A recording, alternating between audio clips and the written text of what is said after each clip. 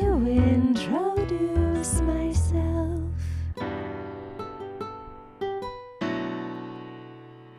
Stoner Story Witch.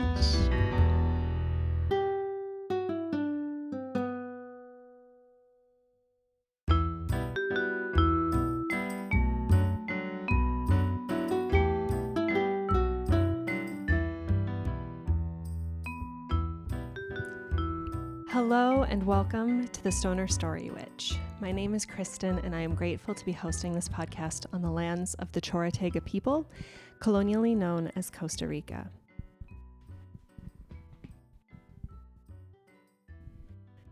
Today's episode is another episode with my partner, Kevin, where about a year ago we recorded a conversation together titled Discord Mode. Not yet sure what today's episode name is going to be. But today's episode is another kind of timestamp in the story of our ever-evolving partnership as co-parents and as two cis-het folks trying to do the best we can in building a relationship in patriarchy. And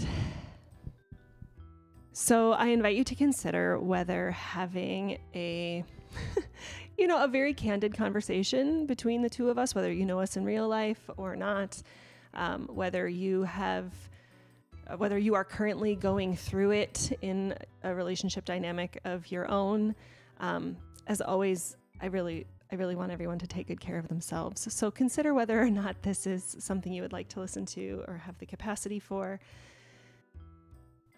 It is my intention in offering this podcast out to hopefully give any fellow women listeners some sense of companionship if they are going through something like this or have gone through something like this, and hopefully also some nuggets of clarity for any male listeners, and of course for any non-gender conforming, you're welcome to, whatever companionship or tidbits this offers you.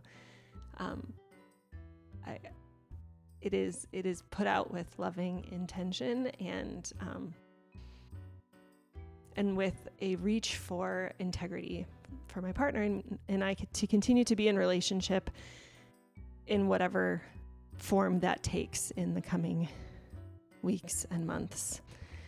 Anyway, all of that to say, here is my conversation with my co-parent, Kevin. Hello, Kevin. Hello. I invited you on to the show today as an act of, as an opportunity to offer me some repair for a rupture that occurred between us that happened kind of publicly. And we have talked in the last almost 2 weeks quite a bit and processed quite a bit privately and are just trusting that what needs to come out is going to come out. And I guess I'm ready to receive what you have to offer me. Well, first, I want to name, I feel a real clenching in my gut. I feel my heart rate going up. I feel my palms starting to sweat. And I feel very tender inside. So forgive me, listeners, for my inability to speak clearly with all that dysregulation happening inside. All right, let's start with what happened.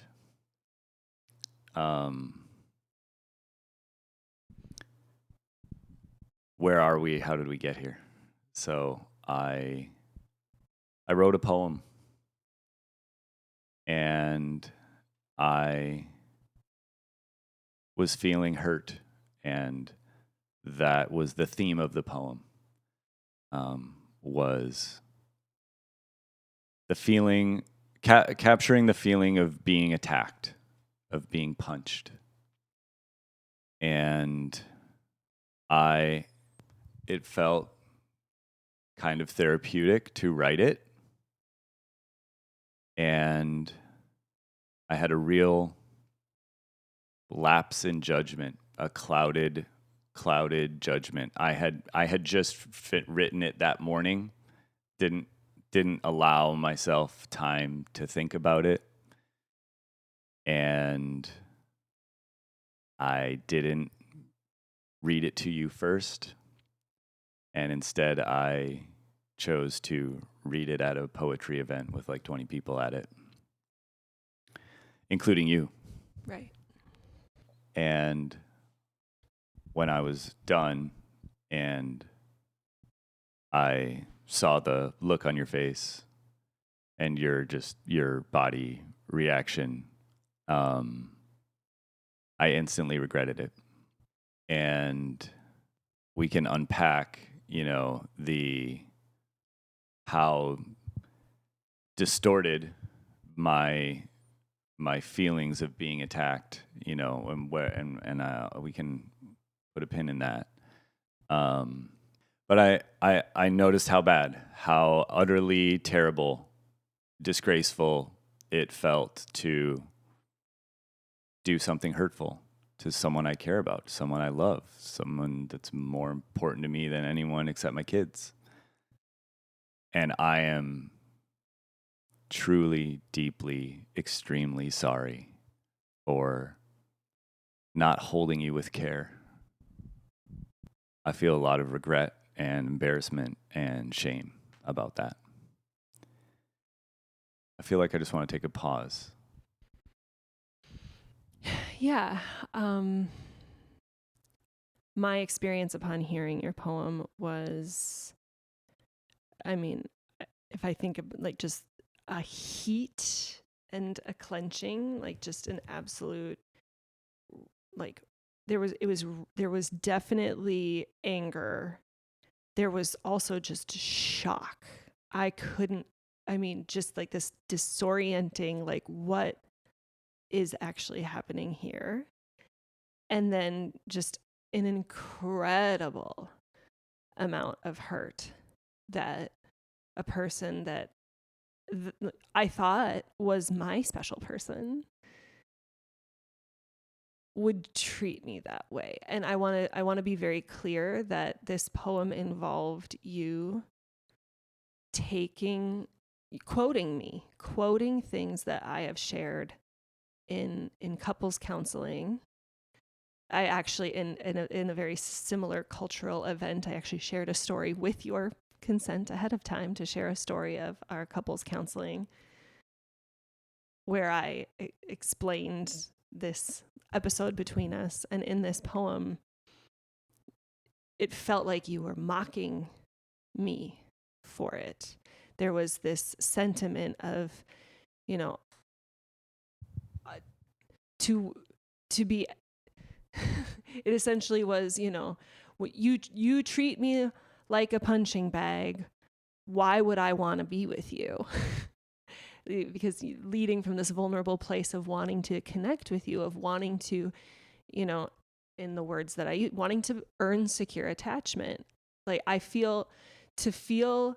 from my perspective, the relationship that I have been in for the last 5 years has been one where,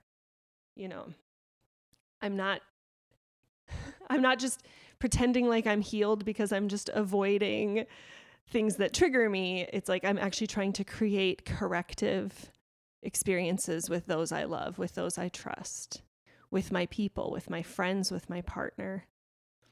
Try to offer corrective experiences to my kids that maybe I didn't get when I was a kid or when I was a student, and all of that. And I recognize that I was the one reading the books. I was the one attending the courses. I was the one training with Carmen Spaniola and working in the Numinous Network and all of these things. And you knew enough you were paying enough attention to what I was saying that like you were saying the words that made me feel like you were bought in to this relationship that I really, really was reaching for. And in part of secure attachment is, bringing your authentic self forward. And if I'm feeling a charge, like, I'm not going to hide from it. I'm going to say, I feel angry about this. I feel disappointed. I feel frustrated. A year ago, we recorded a podcast about a similar discord mode, about a thing that I kept on asking for, that you were struggling to do for me.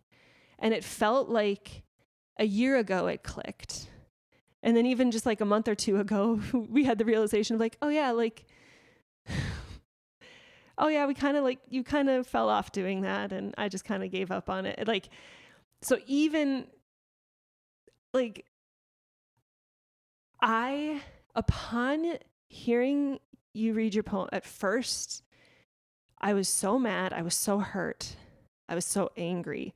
But I would say within 24 hours, I felt gratitude for the clarity that poem gave me, which was the man I thought I was in a relationship with, the man I thought you were, is not actually the man that I've been with this whole time. And that there's like this, it feels, and I hear you saying like, oh my gosh, I get it now.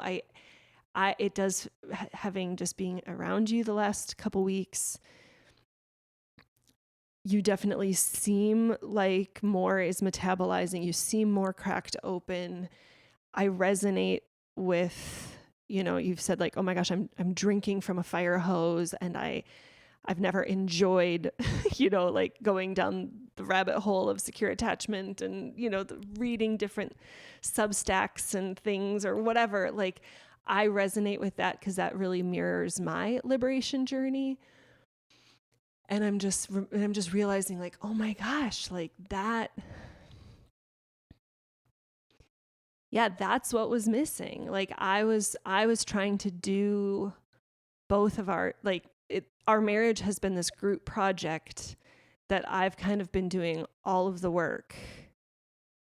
And when I'm really asking you to like step up to meet me, to give me the relationship that I am giving you, patriarchy has conditioned you to feel like I'm punching you.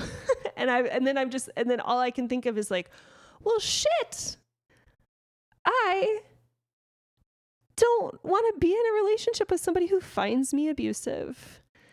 And so that felt like such clarity to me, where it's like, well, then I'm just like, we have to pivot.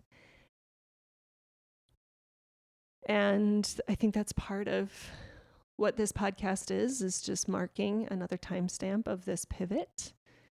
And I could say more about that, but I also can pause. I feel clear. I feel very settled in having this conversation. I appreciate you naming the sensations that are alive in your body. I feel just a desire to have another timestamp in our little journey here. I know that, just from other just stories of how marriages shift, that as much as I hope that we can maintain amicable friendliness towards one another in the coming weeks, months, years, I recognize that, sometimes patriarchy doesn't always make that possible, and it felt important to honor this moment in a little recording. So yeah, naming your sensations felt like a meaningful part of that. I feel like there are several threads we could tug at and go down. And one thread would be I could kind of just name my experience of you just saying all of that stuff and sort of how what I'm noticing now and feel like I have some understanding on that maybe a previous version of me wouldn't. We could talk more about the prism of patriarchy and my feelings of being attacked and what seems more clear about that. This is your podcast. I think it would be helpful for me. Can you explain to any male listeners out there that might be like, I don't know, doesn't seem like it's that bad. I mean, it's a poem. I explained how I felt. Can you also just mirror back to me that you understand that it hurt and the conditions that made it possible for you to hurt someone you loved in such a deep way and like not have, you're like, it was a lack of judgment, but it's like not a lack of judgment I have ever had. And like, maybe that would be a fun soundbite to have. I'm going to take the long road. To end up where you're asking me to end up. I feel really sad and embarrassed at how long. 'Cause you mentioned that I've been saying in the last couple of weeks, it feels like something is clicking, something in my heart is cracked open. I told my friend in a voice memo, I feel like my heart has been cracked wide open. I'm not just making up words. I'm trying to name the experience that I'm having. I'm trying to put words to it. Defensiveness is a huge part of the male experience. I participate in and try to, in my cute and pathetic way, facilitate a men's group here in Costa Rica, and it's a very common theme. And I feel like I have more clarity from all of the breadcrumbs along the way that I'm going to say I and we interchangeably, myself and many other men. And this part, quite frankly, all people, I think, like, we feel like we have the right to comfort. Desiree Stevens talks about the right to comfort and how it's the very first barrier to healing, because when we're babies, that's all we get is just comfort and nurturance. And then when we're not comfortable because we're hungry or tired or whatever, we cry. And then most always the mom comes to provide whatever nurturance to soothe the discomfort. So on the one hand, on a human level, we have like discomfort equals danger. When there's danger, I brace. I brace for impact. The armor goes up. The shields go up. The tightness in my chest happens. And I defend myself from a perceived attack. What I feel like I see more clearly now is I think there have been moments in our 10-year, 11-year marriage where you really were mad at me. And like, this isn't an all the time thing. I'm saying this with love and compassion for you. I'm just saying that there have been times where you've been really mad. And sometimes it's because of a direct thing that I have done or didn't do or forgot to do or did poorly or had a tone or whatever. And then there's been other times where you're upset with someone else in the community or something on the news or whatever, and it's not about me, but either way, because we live in patriarchy, which doesn't teach boys about feelings it actually teaches us to not feel feelings, that we're supposed to be tough and shrug it off and don't cry, that I have a deeply ingrained pattern that when there's discomfort, big feelings are happening, that gets coded as danger and that I need to defend myself. The huge fuck up on my part over the last however long is that I let that neurobiological pattern take shape, even in moments when you weren't yelling at me and using extreme language about a thing that I did, but you were, let's just say, upset we weren't having more connection time. I'm kind of making that up, but the same neurobiological pattern was happening inside of me, even though what you were doing was reaching to connect with me, was reaching to have a loving relationship. Right. But my walls are already up. Mm-hmm. Danger, big feelings, even though it wasn't actually danger. Right. There was no harm coming. So that is a big piece of my understanding of how I got to the point where I had felt punched so many times that I had to write this poem. Mm-hmm. And so that's one piece.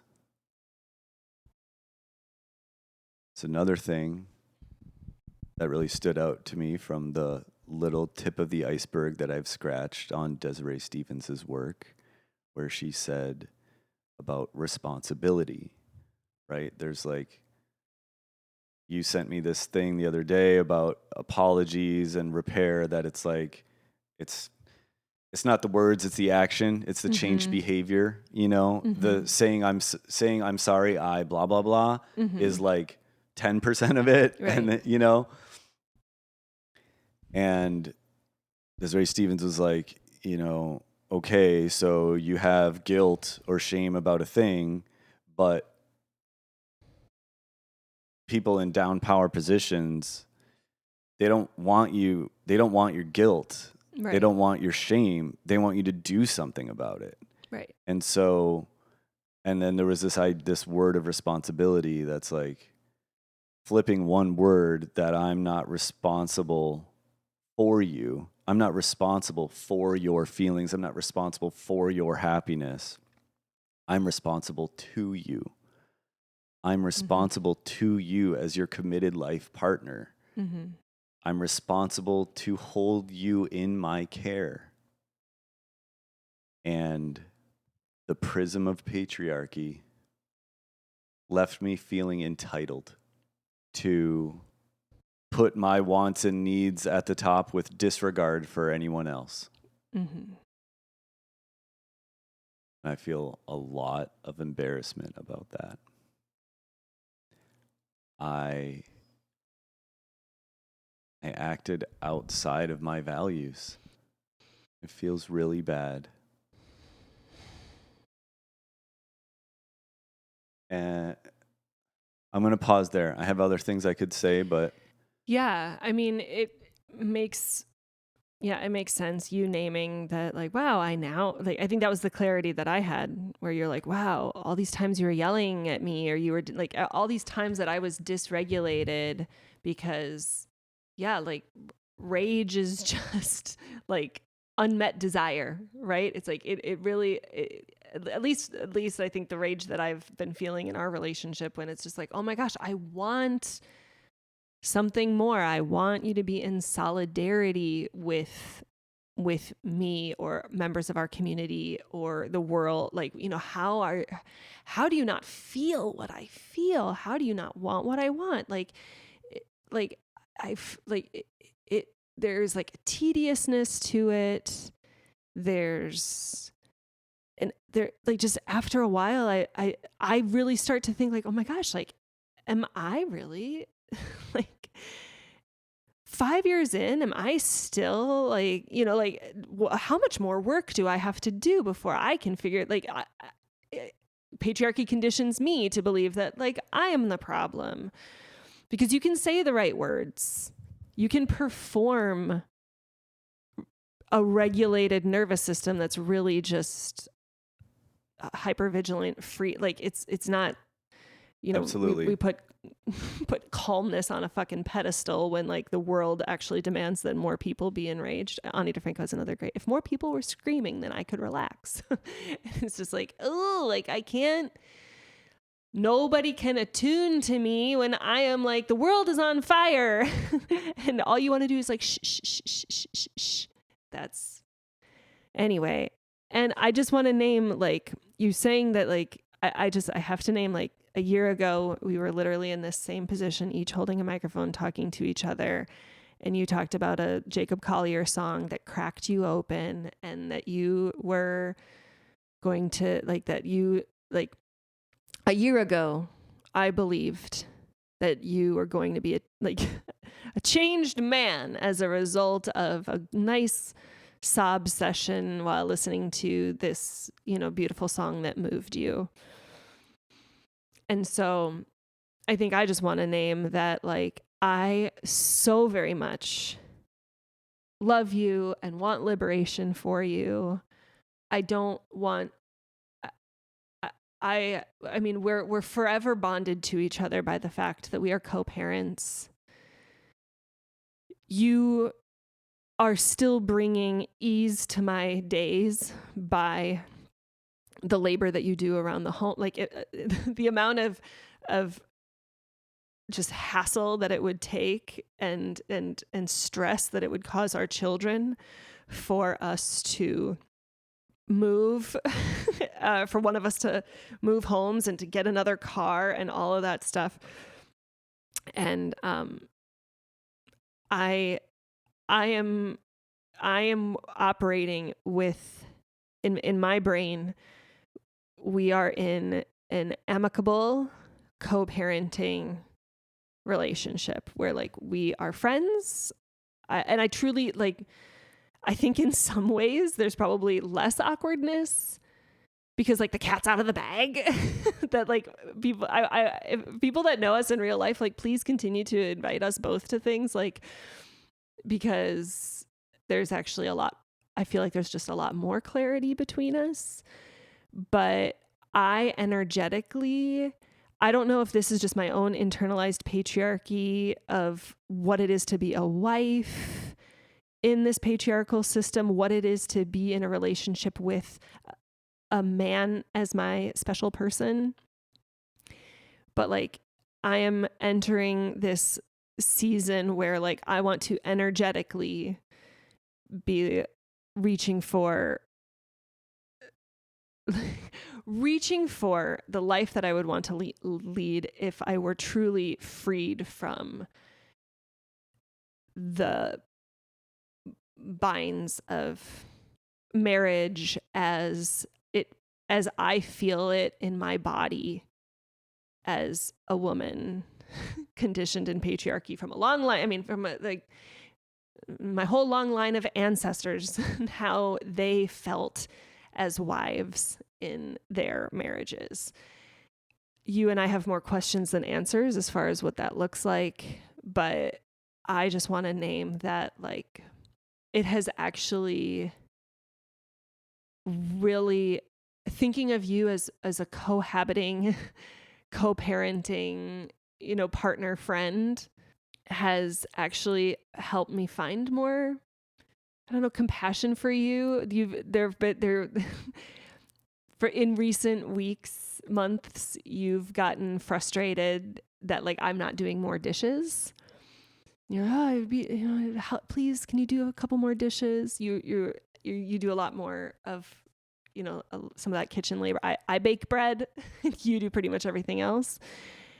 And I realized since this poem happened that I have way more capacity to tidy up in the kitchen and to do the dishes and to whatever, because in my head, I'm no longer in a relationship where I'm not getting my emotional needs met by this partner who just doesn't see me and doesn't seem to care, because I'm now in like a cohabiting friendship with this friend of mine. And if I were living with any other friend of mine, I 100% would be doing more dishes. Like that just makes so much more sense.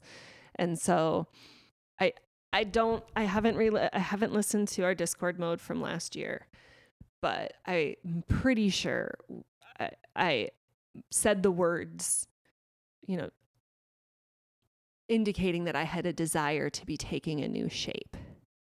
And it's my hope that this podcast episode and the coming weeks, months, we've talked about having, like a kind of ritualizing, creating a ritual of putting our wedding rings in a jar and adding some spiritual significance to just this kind of like liminal space of where do we go from here? What are the next steps? I wish you all the best. I don't know what the future holds, what it looks like for us. I don't have any desire to be in any other special person relationships. But I don't want to just keep recording the same fucking episode every year and be like, maybe this is the year that I get to be sovereign in my life. And there's something feels very emergent and very possible with this just little shape that I'm pivoting towards, which is we are in a season of amicable cohabiting co-parents.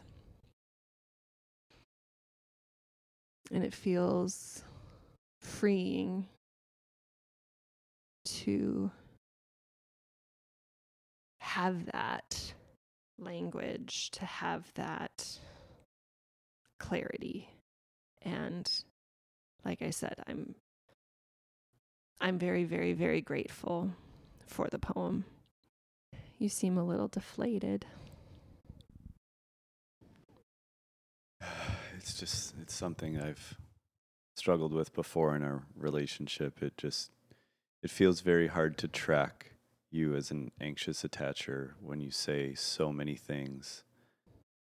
Yeah, I just feel overwhelmed because you just covered so much ground in what you said, and just sort of sitting with how it feels unfair to not get a chance to respond to some of those things in this conversation. It was really hard to be able to show you the care that I want to show, and because it's hard to track all of that. Are you asking? I'm glad you're feeling free. Me too. For what it's worth, I don't want to be recording the same conversation every year either. Yeah. And one of the things you said was about how a year ago, Jacob Collier's song broke me open, and now this feels the exact same to you. I haven't recently re-listened to that episode either, but I do remember, the gist of what had happened and what we were talking about and how I was feeling. And I think I get to speak about my own experience, and it doesn't feel the same to me. What feels different? There's a similarity and there's a difference. There's a similarity in that I feel like I've let you down. There's a similarity in this sharp reminder of how much I care. How much I care about my family, how much I care about you, how much I care about doing life with you. There's a difference in that it feels more clear what my work to do is now. And there's a difference that I'm just noticing some sort of switch of intrinsic motivation to do it, to unpack my avoidant tendencies and to practice noticing and dismantling the prism of patriarchy that distorts so much of the information that comes my way from you, from the world. To get so comfortable with discomfort that defensiveness doesn't get to drive my bus anymore. And I know that that is something that will take practice, that it's not just, I read a book and so now I know it. And so now I know the thing that I didn't know before. And now I know 4 + 4 = 8, and I can never unknow that. Like that's not how it works. So I needed to say that for the version of me a year from now that's listening to this. I've definitely seen, I will amplify that what does feel different this time around, and what honestly is, I mean, it felt meaningful to have a public apology for a rupture that occurred publicly. But the other thing that I think, earned this conversation a slot on the podcast is the fact that over the last, couple weeks since it's happened, I've had, I've given some little snippets, recognizing that you struggle with holding my full authentic self, that there have been moments where I have shared how I felt, how I feel. And this, like you just shared it, where sometimes I can talk for a little while. And I've had this this has happened to me several times now, where in telling you how I feel, I notice my body is bracing for impact, bracing for your defensiveness, bracing for your what about or whatever. And instead of getting anger, defensiveness, sadness, hurt, whatever from you, you receive my pain, my hurt, my frustration, my grief, my anger with tears of relief and gratitude, where you've just been like, I'll kind of like tell you like it is, and then I'll be like, oh shit, like, God, why did I do that? Like, kicking him while he's down. And you've just, started crying and just being like, oh my gosh, I'm just so grateful that you're even talking to me. I'm just so grateful you'll be in the same room as me. Like, I think that, the season that I'm really in here is like, there was a podcast between Zon Valines and Desiree Stevens, two of my favorite Substack people. I love Desiree's work and how she says, like, white women, it's your responsibility. Like you have a responsibility to get your men on board with liberation. And also Zon Valines is there to be like, but we don't need to be putting up with abuse. And so, like, honoring that I deserve to be treated in a certain way, that I deserve, if I am giving a certain quality of security and attunement to the people that I have in my life, to even just my friends, not just my special person, like I want to at least not be viewed as a punching bag for it, or as like a violent abuser when I'm reaching for connection. And so I am in this season of, just being like, okay, I'm willing to still be in relationship with you. I don't want to cancel anybody. I see that you are in this, what does feel different to me. And it was only 2 weeks ago, like it's going to be, if your liberation experience is anything like mine, this is a years long thing. It's a lifelong thing. Like there is actually no end. For me, I would say it's been about 5 years, but I wouldn't say I'm done. Like, liberation is a journey, not a destination. And so you're welcome to be in my life. You're going to be in my life regardless. We're co-parents of these beautiful children. I want you well. I want you to be in community. I want you to be in good relationship. And I don't I don't know what that I consent to be. I don't know what I consent to necessarily be giving up in order to be the one leading the group, being the project manager of this little group project of our relationship. So I think that's where like the friendship element is just a really good framework for me. Yeah. Yeah, I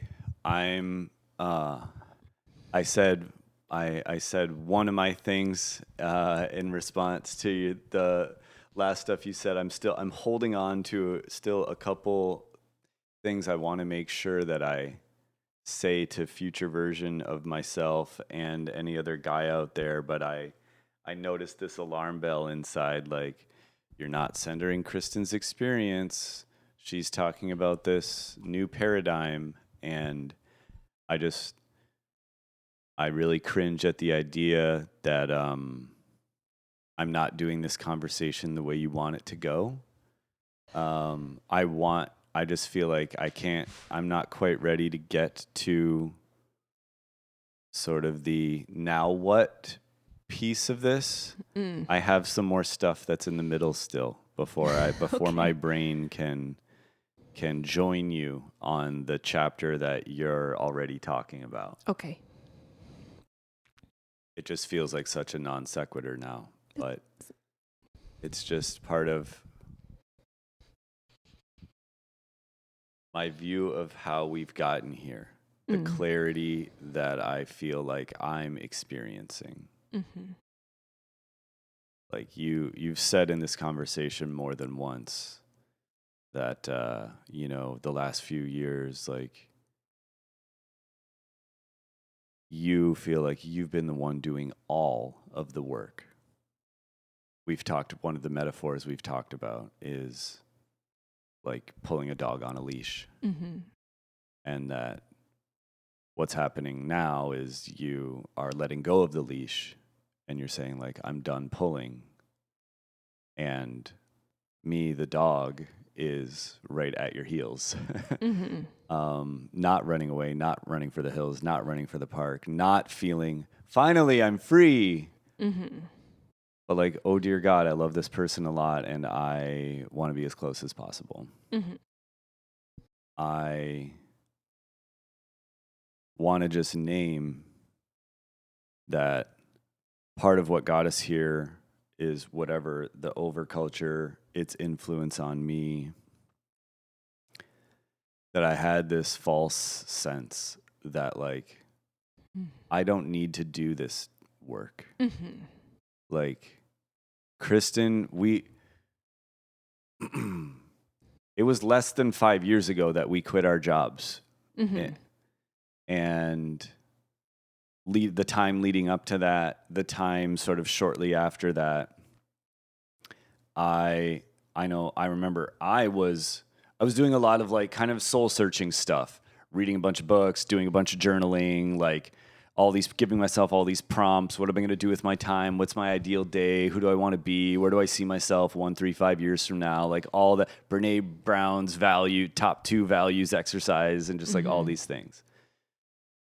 And then it's like going down the Buddhism rabbit hole, and you started doing going down Carmen's rabbit hole, and some other teachers as well. Mm-hmm.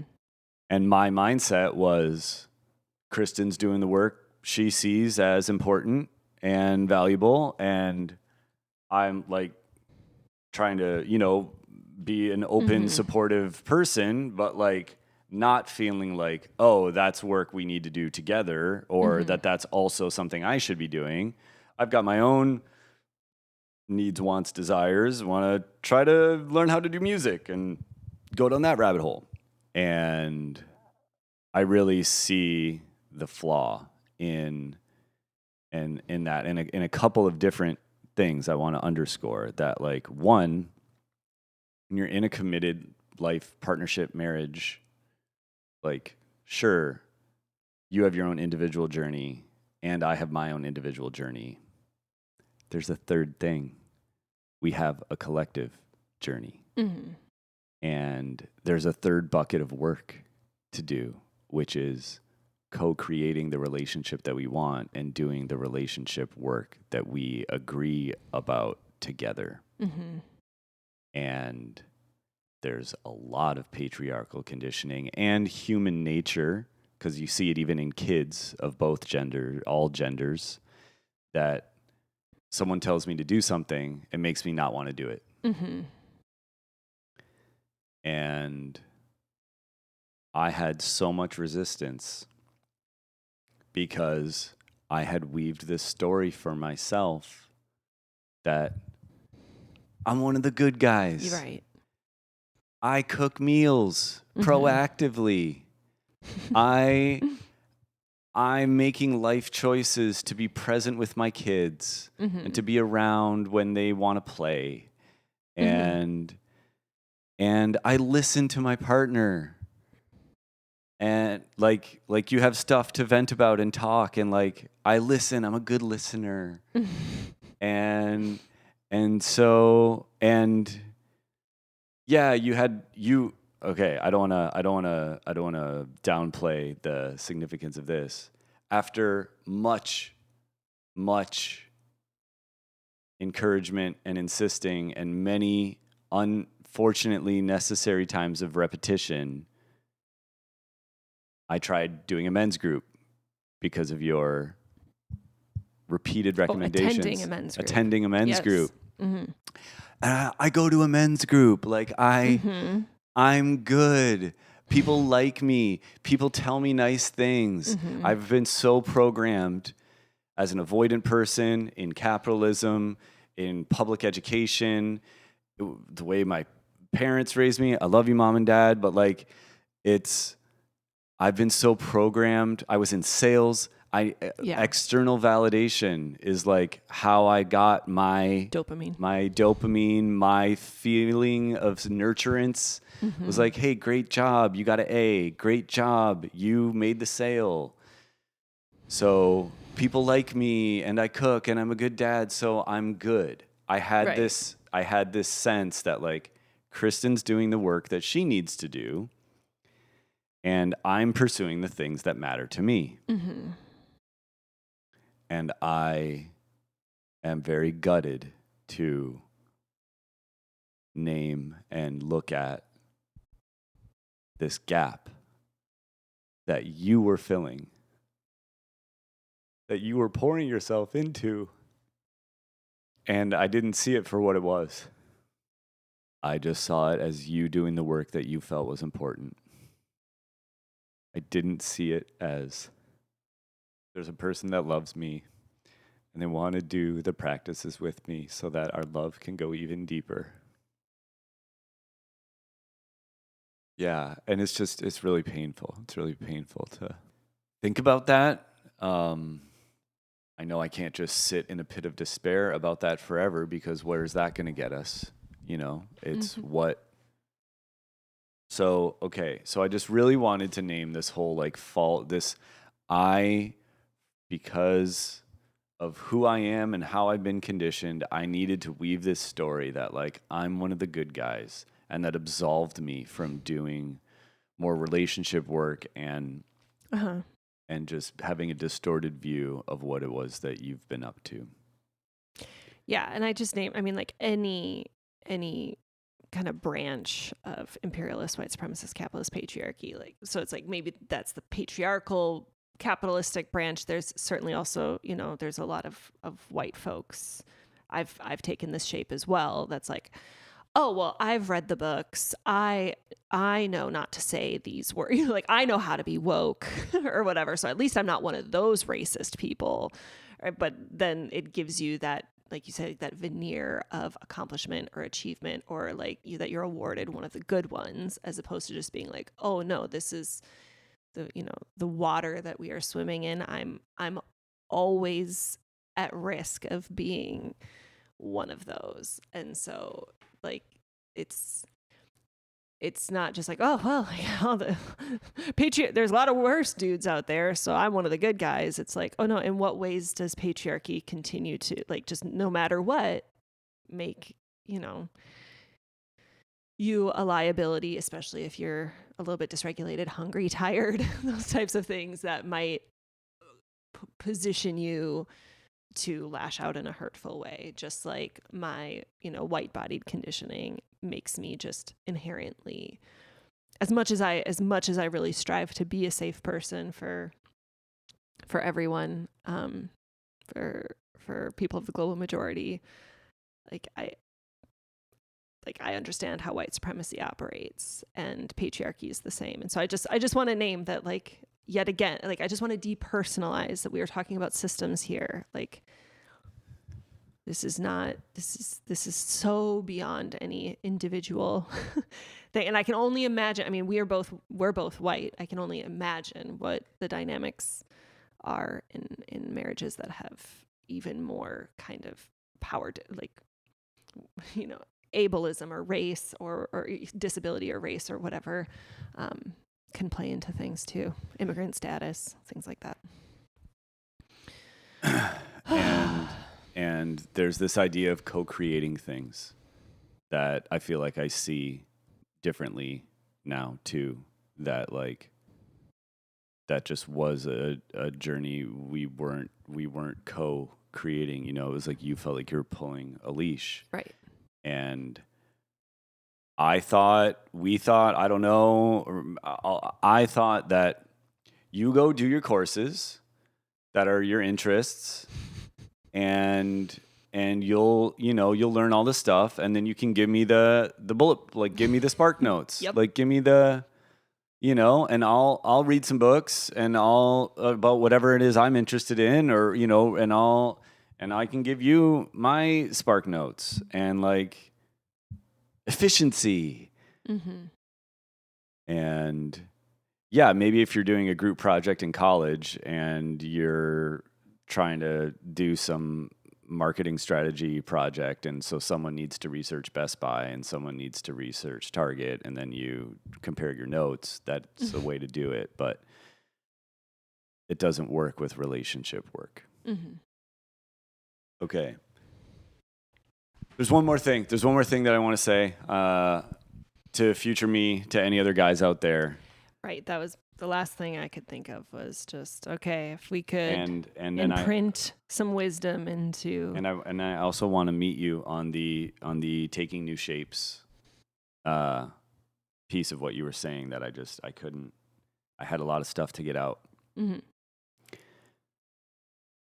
What I have been noticing as I have been dipping my toes into the water of a new chapter of inner work, consuming, reflecting on some of Carmen's secure attachment content, scratching the surface with Desiree Stevens. What I've been noticing, and what I wish someone would have been able to successfully convince me of somehow, or that I would have been convincible about this, said it in a way that resonated. It feels good. It feels good inside to do some of this work, to gain a sense of knowing that there's names for this stuff. Mm-hmm. There's science. There's studies have been done about whatever type of person you are, whatever type of tendencies you have, whatever type of conditioning you have, whatever type of relationship dynamics you have, whether it's love languages or attachment theory or whatever. Mm-hmm. Having names for things, seeing myself in a description of, well, there's people that tend to, or there's this thing that can happen, or like, when this happens in your childhood, then it usually means blah, blah, blah. It feels so good to have this knowing. There's all these little aha moments. Right. And Coherence can be very settling, right? Like just yeah, and it's really flipping the script for me on like, oh, I need to have discipline to really dig in and white knuckle and grind through this work, to like, wait a minute, like this feels good. It's like a positive feedback loop. Mm-hmm. You know, I'm not alone. I'm not the only one that this is Right. happening to, and all of that. So, right, your brain changed shapes. Like your brain took on certain shapes and takes on certain patterns in stressful environments. And attachment is a state, not a trait. And so then once you kind of start seeing that and understanding your patterns and depersonalizing it, like then it's no longer like, oh, I'm ashamed of my anxious patterning any more than you're ashamed of your avoidant patterning. It's like, okay, well, given that this is the roadmap, like who are we going to be from here on out? Where are we going? Like, and yeah, 100%. I mean, I wouldn't be in the Numinous Network. I wouldn't be doing all this. Like, there would not be a Stoner Story Witch podcast if the attachment stuff was not enjoyable. Like, if like finding contact nutrition out in the wild was not like an enjoyable experience. now for me I'm to going to see and say talk about. that for me, it's not all sunshine and rainbows, Oh, no. because it's also very cringy and very like painful at times. It's gutting, yeah. To be like, oh, that's been happening and I've been oblivious. Totally. Or like mad at the systems or my early childhood or whatever. Mm-hmm. But ultimately, this sense of knowing a thing I didn't know before, feels really good. I agree. Okay. So that's one thing you'd say to past self or other folks, any other nuggets of wisdom. My big thing is just like, God, if we could just get, if every man that just could just see his wife, see past like the patriarchal conditioning that of the nagging wife, the forever just, she's just never satisfied. He's never good enough. She's always on him about something, that it's like that underneath that is really like a at least I believe, a desire for him, a desire for connection, desire to make it work, desire to make his life better. Oh God, that would just, if I could just wave a magic wand, and that every woman out there that is thinking of, oh, I'm kind of upset, but when's a good time for me to explain to my husband that I'm up? I call it like like needing to make a padded room, like this metaphorical pad. I need to make sure that, he's relaxed but not tired, that he's alert but not stressed, that he's, like, that he's not hungry, but he's also not so full that he's uncomfortable. Like, just literally, like, what is the Goldilocks zone of everything for him to be a receptive vessel for the conversation that I want to have? Like, the immense number of hours that in so many cases is days and maybe even years of just, when am I going to have this conversation and how am I going to have this conversation? And then it still often falls on these ears of men who are convinced that they are just their wives' punching bags. And like, that is the clarity that I got. And that is, if there is one person that can listen to this podcast and to just be like, oh, maybe my wife isn't a bitch. Maybe she's actually really deeply loves me and is yearning for connection. It would just feel lovely if some women could be seen for the labor that they are doing to try to make their marriages better for literally everyone involved. It's absolutely crazy making. Fucking patriarchy, man. And I thought I fucking didn't see it either. I've said to you, like, the clarity that I've felt is similar to like kind of that feeling at the end of The Usual Suspects. Spoiler alert for Usual Suspects, but it's like this detective movie, and like the big bad guy is Kaiser Soze, and this detective is interviewing, all these guys, and there's the Kevin Spacey's character is just always talking about Kaiser Soze and giving them all this information of him, and the detective just like can't quite figure it out. And then it turns out at the end, Kevin Spacey was Kaiser Soze the whole time. And it's just this whole like, what? Oh my gosh, like it was him the whole time. Like it just feels like, oh, I can talk about the patriarchy with my husband. Like I can bring him my big feelings. Like we are working on secure attachment. Like I am reaching for corrective experiences for healing and trying to heal intergenerational patterns and all of this. And then that fucking poem happens, and then it's just like, oh my God, like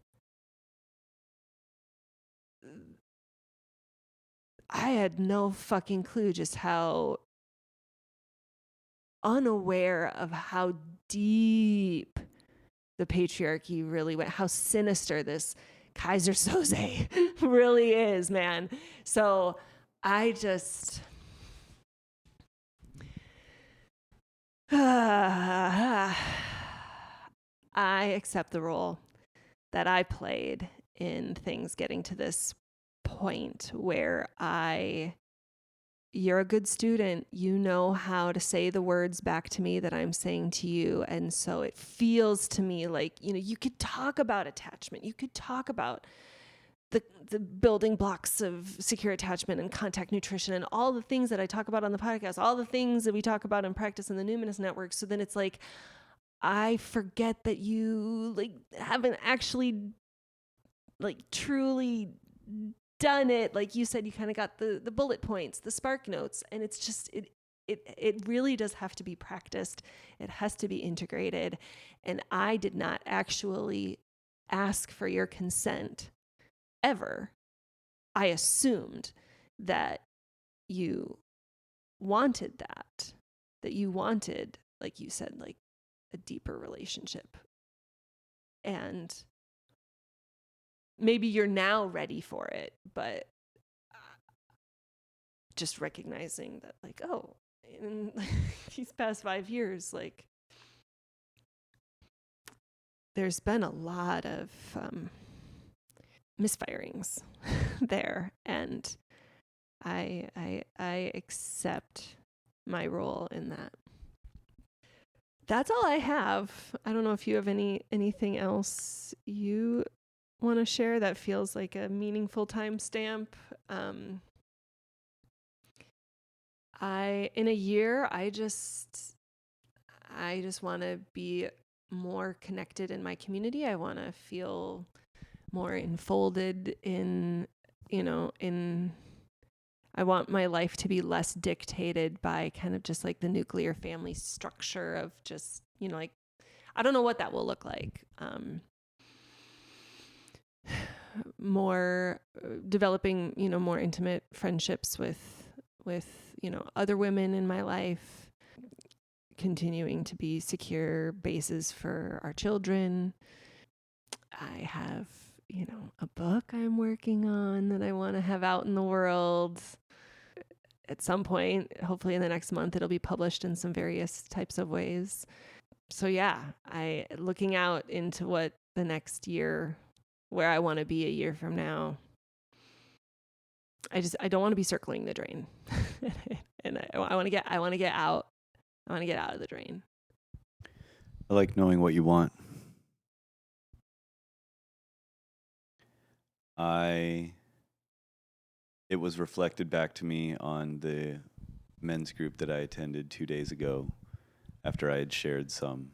One of the guys said, I hear the situation, I hear the pain, I hear the suffering, I hear what you're saying she wants. I haven't heard what you want. There's a few things that I want. Kevin, 41-year-old Kevin, that's listening to this a year from now. First off, it's going to be super hard because I feel more care for you, more urgency to show my love, to own my responsibility to you than I feel like I ever have. And that's coming in a moment where you want to be done, putting in effort. That's going to be extremely challenging to navigate, but it's what I want. What I want is to own my responsibility to you. And what that means is doing practices to overcome my natural tendencies so that I can show you care in the ways that you need. Recognizing my power, recognizing that the way I want to be treated is not the way that you want to be treated. Just hard for an avoidant person to grasp, which is why I need so many reminders of certain things that are important to you. But I feel like I at least have clarity of seeing that now, and I want to own my responsibility to you in those practices. I want to get so comfortable with discomfort that defensiveness doesn't get to drive my bus anymore. I'm not going to be able to stop it from coming up, but I want to get really familiar with that mechanism inside of me and dismantle it. And I want to do the work I need to do to not let other people, you included, but not only you, to not let others' judgments and criticisms really affect me.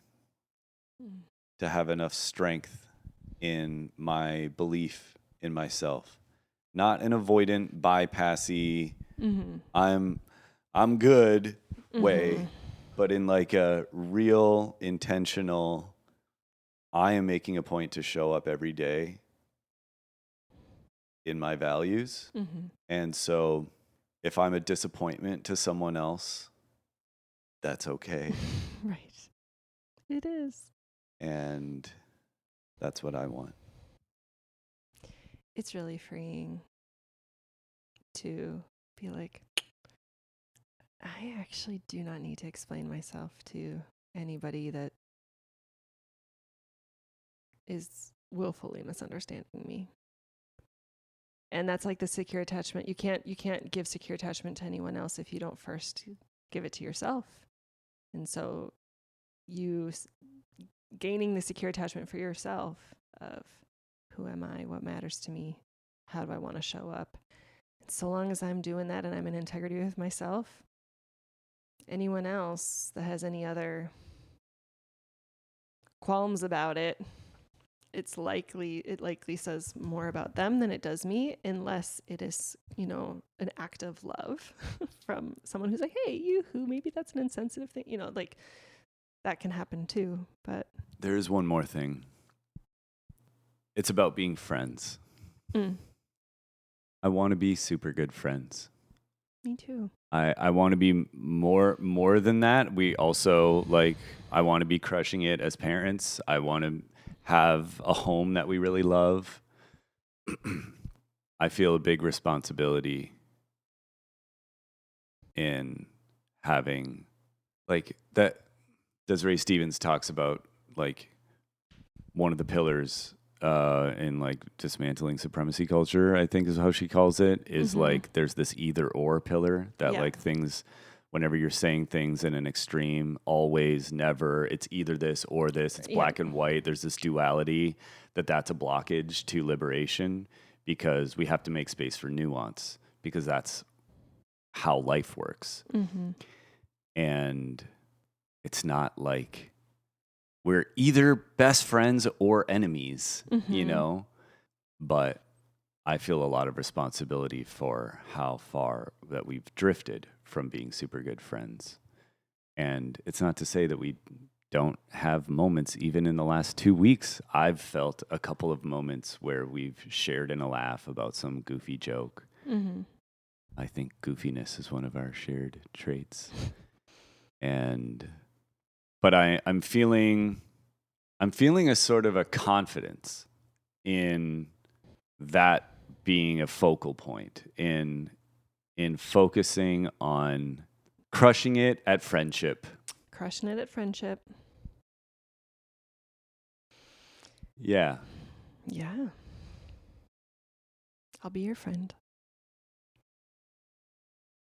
I am your friend. Thanks for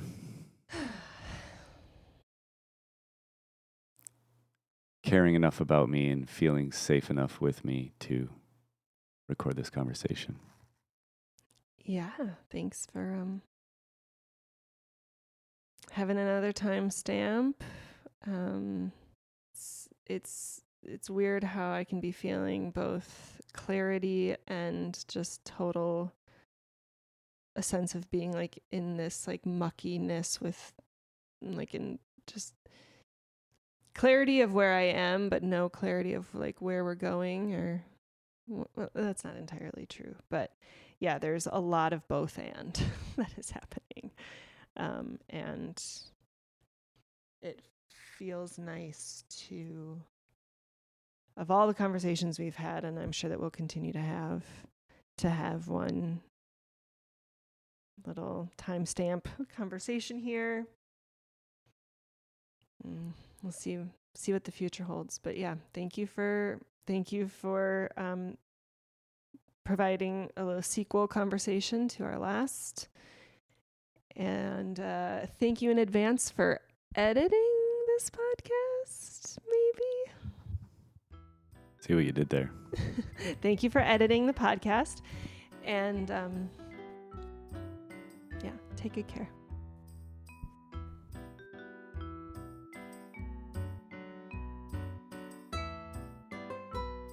Thank you so much for tuning in to today's episode. Thank you, Kevin, for coming on and practicing leaning into the discomfort. As always, if you have, any resonance or connections that you would like to share, feel free to email me at stonerstorywitch@gmail.com or to comment on the Substack. There were several different things that were mentioned in today's episode. We'll do our best to provide those in the show notes. One for sure that I want to make sure that I name is the use of cute and pathetic, as well as the concept of driving a bus. That is a concept that we use quite a bit in our house, and it is from Hospicing Modernity. I will make sure to put a link to that book in the show notes, as well as Desiree Stevens and Zonva Lines and Carmen Spagnola and all of the great teachers and mentors and leaders of liberatory movements that have been really great guides for us. So thank you to all of those folks. I want to thank Matt Shuby for the podcast art, my husband Kevin Carlo for all his help in the creation of the theme song for the podcast, and Aeneas Mitchell and John Williams for their inspiration of Hedwig's theme and Hadestown. And before I sign off, I would like to leave you with a quote from another one of my teachers, Rev Angel Kyoto Williams, who says, "Love and justice are not two. Without inner change, there can be no outer change. And without collective change, no change matters."